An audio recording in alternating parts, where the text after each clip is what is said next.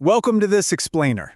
Okay, I am absolutely thrilled to have you here today because we're tackling something that literally every single teacher, student, and parent deals with, but honestly, very few truly understand, and that is educational statistics.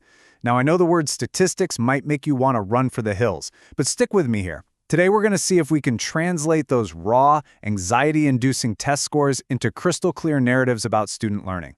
We're going to see how a simple shift in perspective can completely change the way we understand what's actually happening in a classroom. So think back to your own days as a student for a second. Do you remember that palpable anxiety in the room right before a teacher handed back a big exam? I mean, we've all been there, right? You hoped you did well, maybe you were praying the teacher graded on a curve, but have you ever stopped to wonder what happens on the other side of the desk?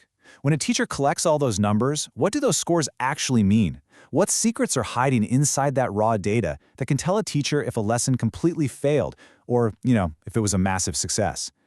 The source text for our explainer today perfectly captures this moment. It notes that the release of test data is always accompanied by, quote, groans of despair, sighs of relief, and cheers of joy. Some things never really change, right? But for educators, this intense emotional reality of the classroom, that's just the beginning. Teachers have to look past the cheers and the groans. They have to use data to figure out why some students are cheering and why others are despairing, and more importantly, what they're actually going to do about it. All right, moving into Section 1, the power of data and bringing order to chaos. There's a famous quote, usually attributed to Mark Twain, claiming there are three kinds of lies: lies, damned lies, and statistics. It highlights this very real fear that data can be manipulated. But when you look at a chaotic pile of raw scores like this, let's say it's for a class of 30 students, you realize you absolutely need statistics just to find the truth in the first place. Imagine grading a stack of 100-point exams and just writing down the scores as you go. Student 1 gets a 34, student 2 gets a 97, student 4 gets a 21. What can we actually learn from this? Well, I guess we can verify attendance. 30 students, 30 scores, so no makeup test needed. But beyond a very rough guess at how things went, we are practically blind to the overall achievement. It is just a chaotic pile of numbers. Okay, visual relief. This right here is an ordered array.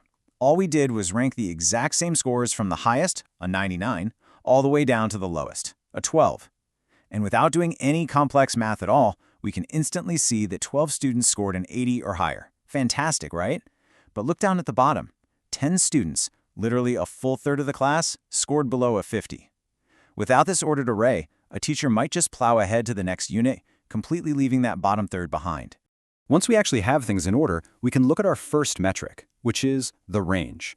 The range is simply the distance between the highest and lowest score. So in our class, 99 minus 12 gives us a massive range of 87 points. A large range usually means highly varied achievement, which, as you can imagine, is a pretty big challenge for a teacher. But it turns out we have to be super careful here. Imagine if 29 students scored a 99 and only one student scored a 12. The range would still be 87, but the overall class performance is entirely different than if one student scored a 99 and 29 students scored a 12. So we always have to use context to ensure extreme outliers aren't tricking us into making bad assumptions. To make sense of where students fall within that massive range, we use percentiles and quartiles, and this just means chunking the data. Percentiles divide the ordered data into 100 parts, meaning if you are in the 25th percentile, you scored higher than 25% of the class. Quartiles do the exact same thing, but divide the data into 4 equal parts. So the first quartile is the bottom 25%, the second quartile is the midpoint, or 50%, and the third quartile marks the 75% threshold. This is amazing because it turns individual, isolated scores into clear group behaviors.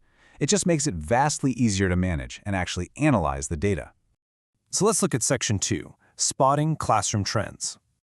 Now we get to start playing detective to see if a particular teaching method actually succeeded. It's really all about finding patterns.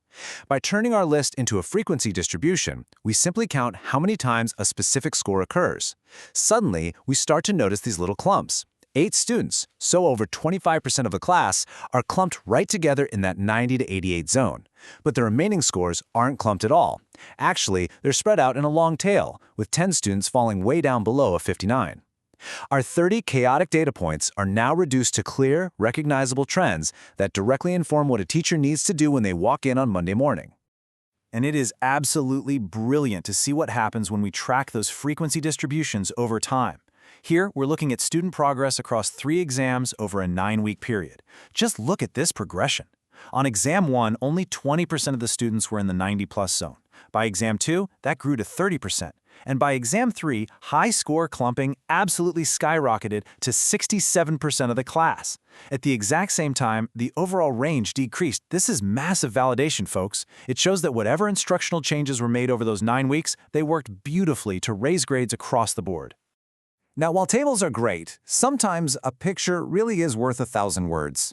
When a histogram transforms that frequency table into a connected bar graph, the overarching story of the class just jumps right out at you. Without reading a single student's name, you can vividly see that high-achieving clump over on the right and that distinctly troubling group of 10 failing students on the left. It just provides this immediate, visceral understanding of classroom achievement. Let's move on to Section 3, the shape of success. Whenever you graph student data, a shape is going to emerge, and understanding that shape is kind of the ultimate goal. Why? Because it tells you exactly how the population of your classroom is behaving compared to statistical norms.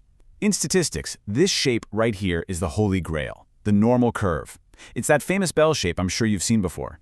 In a perfectly normal distribution of, say, thousands of random test takers, a few do really poorly on the left, a few do amazingly well on the right, and the vast majority score right there in the middle, creating that giant peak. But let me ask you kind of a counterintuitive question.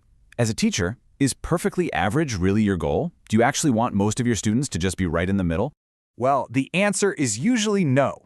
When a classroom graph doesn't look like a perfect bell, we say the data is skewed. And here is where the terminology gets surprisingly backwards. A positive skew means the data is clustered to the left, which actually means most of the scores are low. A negative skew, on the other hand, means the data is clustered to the right, meaning most of the scores are high. So, if you give a test and the graph looks like the one on the right, a positive skew with a big clump on the low end, you have a pretty big problem. But counterintuitively, if your graph looks like the one on the left, a negative skew, that is a massive victory.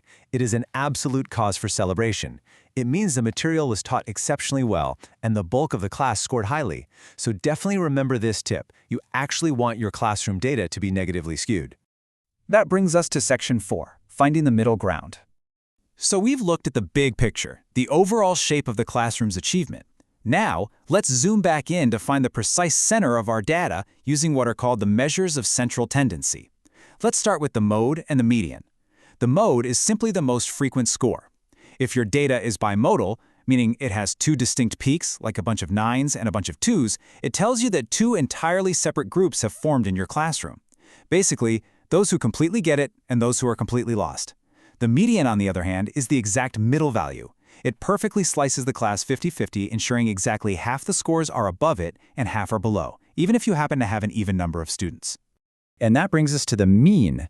The mean is the arithmetic average of all the data points. You add them all up and divide by the number of scores. It is definitely the most widely understood measure of central tendency.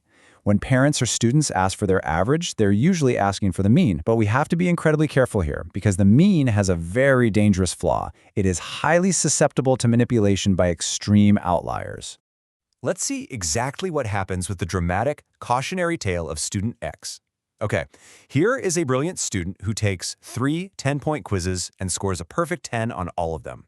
Their mean average is a 10. They are at the very top of the class. But then, student X goes on a family vacation, misses a week of school, and comes back totally unprepared for quiz 4. They take the quiz and score a dismal 2. Because of that single score of a 2, student X's mean average instantly craters to an 8. Just think about that math for a second. This student demonstrated absolute perfection 75% of the time, yet one single bad day, one extreme outlier, dragged their hard-earned average down by a massive 20%. Is that really an accurate reflection of their actual academic capability? I don't think so. This leaves us with a crucial lesson for educators. We just cannot rely solely on the raw math of a mean average. Context absolutely matters. We have to beware of those extreme outliers. In a case like student X, a teacher might consider dropping that unusually low score entirely or minimizing its weight, just to ensure fair grading. In fact, some districts even implement policies that prevent grades from dropping below a certain percentage. Why? Because deflating a student's grade to a hopelessly low number completely destroys their motivation to learn. Which brings us to the ultimate question you really have to ask yourself every time you look at a gradebook. Are your grades telling the truth about student achievement, or are they just an average lie? Today, we've seen how simple tables, ordered arrays, skewed curves, and central tendencies can clear away the chaos and reveal the real stories happening in our classrooms. So the next time you look at a set of test scores, I challenge you to look a little closer. The secrets to better learning are right there in the data. Thank you so much for joining me on this explainer. Keep learning, keep questioning, and we'll catch you next time.